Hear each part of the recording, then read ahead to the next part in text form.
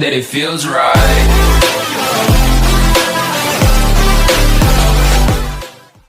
हाँ तो hello guys, आपके पास स्वागत है हमारी एक और नई टेस्टिंग वीडियो में। सो गाइस, आप देख रहे हैं हमारा चैनल एडुकेटिस। जी हाँ गाइस, आप देख रहे हैं हमारा चैनल एडुकेटिस। और जैसे कि आपको पता है, हमारे लेक्चर्स वन शॉट होती हैं। जी गाइस, आज भी हम एक और वन शॉट वीडियो लेके आए हैं, जो कि है बायो का chapter number heredity and evolution, class 10 का। ठीक है, क्लास 10 का चैप्टर है। ठीक है, तो आज की जो बहुत ही ज़्यादा इंटरेस्टिंग होने वाली है। और अगर आप में से कोई भी मेरे चैनल पे नया है तो मेरे चैनल को सब्सक्राइब करें, बेल आइकन दबाना ना भूलें, इस वीडियो को लाइक एंड शेयर ज़रूर करें। ठीक है, और इससे ही हम मोटिवेट होते हैं और फिर आपके लिए नई नई वीडियोस लाते हैं। ठीक है, तो हमारा जैसे कि चैप्टर 1 कंप्लीट हो चुका है बायो का। ठीक है, और अब हम चैप्टर 2 करने वाले हैं। ठीक है गाइस, तो चलिए वीडियो बहुत ही ज़्यादा इंटरेस्टिंग होने वाली है। तो चलिए वीडियो को स्टार्ट करते हैं। हाँ तो चलिए गाइस, जैसे कि आप देख पा रहे होंगे। ठीक है, तो चलिए गाइस, अब आपको स्क्रीन पे दिख रहा होगा हमारा जो चैप्टर है। ठीक है, तो चलिए चैप्टर को स्टार्ट करते हैं। हाँ तो गाइस, जैसे कि आप स्क्रीन पे देख पा रहे होंगे। ठीक है, तो चलिए हमारे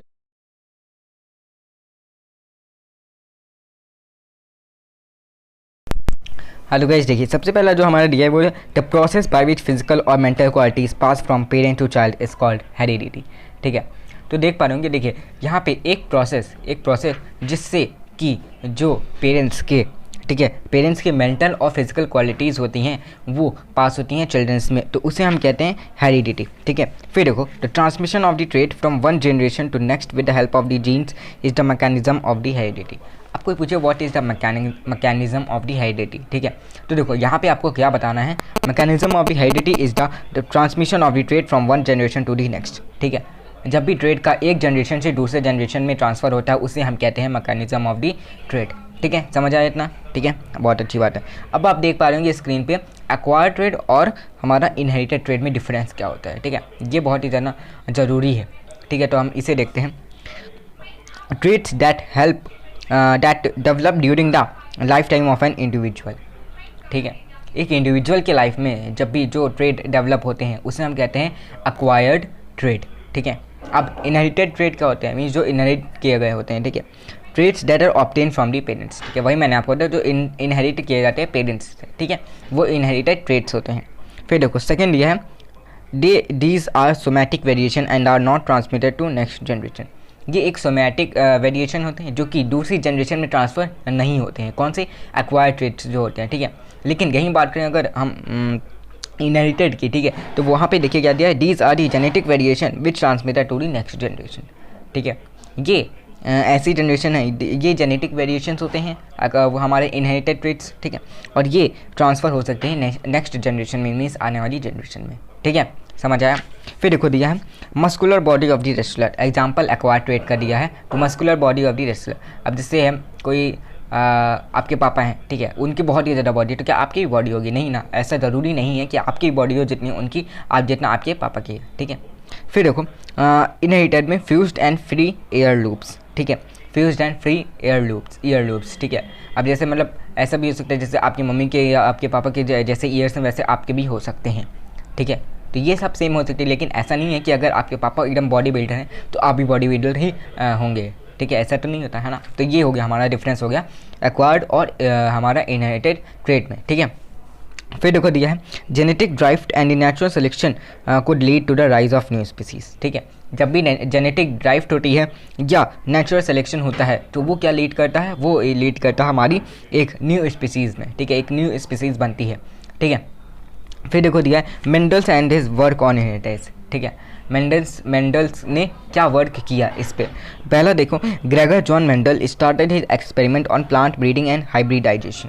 ठीक है, उन्होंने सबसे पहला जो एक्सपेरिमेंट स्टार्ट किया था वो किस चीज़ पे स्टार्ट किया था, वो स्टार्ट किया था प्लांट की ब्रीडिंग पे और हाइब्रिडाइजेशन पे स्टार्ट किया था उन्होंने अपना पहला एक्सपेरिमेंट। ठीक है, ये समझ आया? फिर देखो he propose the law of inheritance in living organism. ठीक है, लिविंग ऑर्गेनिज्म में जो लॉ होता है, ठीक है, जो लॉ ऑफ इनहेरिटेंस होता है उसे उन्होंने प्रपोज किया। फिर देखो Mendel was known as the father of genetics, और आज मेंडल्स जो हैं वो फादर ऑफ जेनेटिक के नाम से जाने जाते हैं। ठीक है, ये समझ आए? फिर देखिए आपको स्क्रीन पर दिख रहा होगा the plant selected by the Mendel was Pisum sativum that is garden pea. जो उन्होंने प्लांट सेलेक्ट किया था वो कौन सा था? गार्डन पी प्लांट था। अच्छा गाइस, और उसका जो साइंटिफिक नेम है वो है पाइसम सेटिवम। ठीक है, ये याद कर लीजिए, एग्जाम में बहुत ही ज़्यादा आता है कि पी प्लांट का क्या नाम था, या जो उनका जो मेंडल ने डिस्कवर किया था प्लांट, उस प्लांट का साइंटिफिक नेम क्या था, ठीक है। फिर देखो Mendel used 7 pairs of contrasting character in garden pea, ठीक है। मेंडल जो थे उन्होंने 7 पेयर्स ऑफ कॉन्ट्रास्टिंग कैरेक्टर्स को यूज़ किया पी प्लांट में, ठीक है, समझ आया। अब देखो in case monohybrid cross with pure variety of plant the phenotypic ratio obtained in F2 generation is 3:2, ठीक है। अब ये पूछे कोई F2 जनरेशन का मोनोहाइब्रिड क्रॉस बताओ, ठीक है, मोनोहाइब्रिड क्रॉस का रेशियो बताओ, मतलब पूछा जाता है कि फेनोटाइपिक रेशियो क्या होता है मोनोहाइब्रिड क्रॉस का, तो वो आप बताएंगे 3:1, ठीक है, 3:1 होता है। In case of dihybrid cross involving 2 pairs of contrasting characters the phenotypic ratio obtained in F2 generation is 9:3:3:1, ठीक है, 9:3:3:1। फिर देखो यहाँ दिया है genes carry information for synthesizing proteins which in turn control the various body characters, ठीक है। Gene क्या है, वो कैरी करती है information for the synthesising proteins, ठीक है, प्रोटीन्स को सिंथेसाइज करने के लिए जो इन्फॉर्मेशन होती है वो उन्हें कैरी करती हैं, जीन्स कैरी करती हैं। दूसरा हो गया which in turn control the various body characteristics, और जो कि बॉडी के वेरियस कैरेक्टरिस्टिक्स को कंट्रोल करती हैं, ठीक है। फिर देखो दिया human have 22 pairs of autosomes and 1 pair of sex chromosome, ठीक है, 22 पेयर्स ऑफ ऑटोसोम होते हैं और 1 पेयर ऑफ सेक्स क्रोमोसोम होता है। अब देखो females have similar sex chromosome, मतलब जितना 1 पेयर ऑफ सेक्स क्रोमोसोम होता है उतना ही फीमेल्स में भी होता है, whereas males have dissimilar sex chromosome XY, ठीक है। अगर फीमेल का है तो XX है और मेल का है तो XY है, ठीक है। All the X carry X chromosome while sperms में हैव आइदर X और Y, ठीक है। जो X होते हैं, ठीक है, जो मीन्स फीमेल में होता है वो हमेशा X क्रोमोसोम कैरी करते हैं, लेकिन अगर स्पर्म की बात करें, मेल की बात करें तो X और Y कोई भी हो सकता है, ठीक है। फिर देखो the sex of the child depend on the type of the sperm that fuses with the egg, ठीक है, and if the egg fuses with the sperm carrying the X chromosome it result in a girl, and if it fuses with the sperm carrying Y then it will be chromosome, then it result in boy, ठीक है। अगर X chromosome है तो girl बनेगी और अगर XY chromosome है तो बॉय, ठीक है। अब देखो यहाँ पे आपको स्क्रीन पे दिख रहा होगा, बता देता हूँ, अब आपको यहाँ पे स्क्रीन पे दिख रहा होगा इंपॉर्टेंट डायग्राम्स और ग्राफ्स दिख रहा है, ठीक है। अब ये लास्ट पार्ट है हमारे चैप्टर का, ठीक है। इंपॉर्टेंट ग्राफ्स और डायग्राम इन्हें देख लेते तो फिर हमारा चैप्टर खत्म हो जाएगा, ठीक है। तो यहाँ पे देखिए सबसे पहले इधर फादर है इधर मदर, तो देखो 44 + XY इज इक्वल, और इधर मदर में दिख रहा होगा 44 + XX, ठीक है। तो देखो गैमेट्स में 22 + X, देखो 2 पार्ट्स हैं 44 + XY, तो उसका 22 + X एंड 22 + Y, ठीक है। तो 44 और इधर हो गया X और Y, ठीक है। फिर देखो वो कनेक्ट हो रहा है, देखो प्रोजेनीज में, ठीक है, 44 + XX और इधर जाके बन रहा है 44 + XX, सेम है, ठीक है। फिर देखो 22 + Y जो है वो है 44 + XY, और फिर इधर का जो है वो है 20 और फिर एक और जो है इधर है 44 + XY, तो ये भी सेम है, ठीक है। फिर इसमें आते हैं इस साइड में, ठीक है। तो यहाँ पे देखिए 22 + X इक्वल्स टू 22 + X, ये इधर जाके इससे मिला है तो 44 + X हो गया, ठीक है। और इधर 22 + X, ये भी 44 + X है, ठीक है। तो ये हो गया सेम। अब देखिए यहाँ पे work done by the Mendel दिया है, ठीक है। मेंडल ने क्या वर्क किया था, तो देखिए ratio of the tall to dwarf plant in F2 generation is 3:1, ठीक है। जो रेशियो है डॉर्फ प्लांट का F2 जनरेशन में वो है हमारा 3:1, ठीक है। फिर देखिए पेरेंट्स टॉल T और T, और उधर डॉर्फ में होता है स्मॉल t, ठीक है। इधर कैपिटल T होता है, उधर स्मॉल t होता है, तो capital T and small t। अब देखो यहाँ पे F1 जनरेशन में होता है कैपिटल T स्मॉल t और फिर कैपिटल T स्मॉल t, ठीक है। फिर सेल्फिंग यहाँ पे देखते हैं तो F2 जनरेशन में हमारा जो रेशियो बनता है वो कैसे बनता है, ऐसे कैपिटल T फिर कैपिटल T स्मॉल t और फिर स्मॉल t, ठीक है। यहाँ पे हो गया टॉल हो गया हमारे कितने 3 होगा, डॉर्फ हमारा 1 हो गया, ठीक है। डॉर्फ होता है स्मॉल t और टॉल होता है कैपिटल T, ठीक है। तो यहाँ पे 3:1 हो गया। फिर देखिए यहाँ दिया inheritance of the 2 pairs of the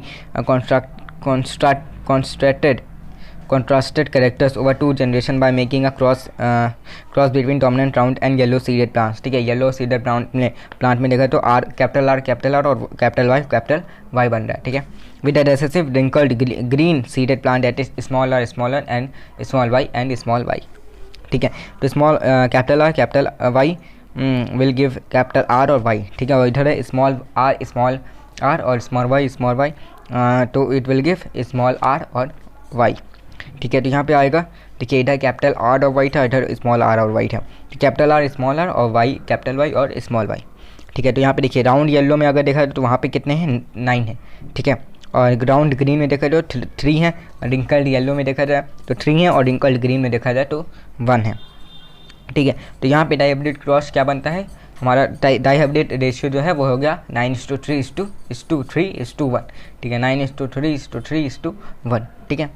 तो ये था हमारा गाइस पूरा चैप्टर हेरिडिटी एंड इवोल्यूशन, ठीक है। तो यहाँ पे हमारा चैप्टर खत्म होता है। उम्मीद है आपको वीडियो पसंद आई, वीडियो को लाइक करें, शेयर करें, सब्सक्राइब करें मेरे चैनल को, और बेल आइकन अपना ना भूलें, ठीक है। तो चलिए अगली वीडियो में मिलते हैं, तब तक के लिए बाय बाय।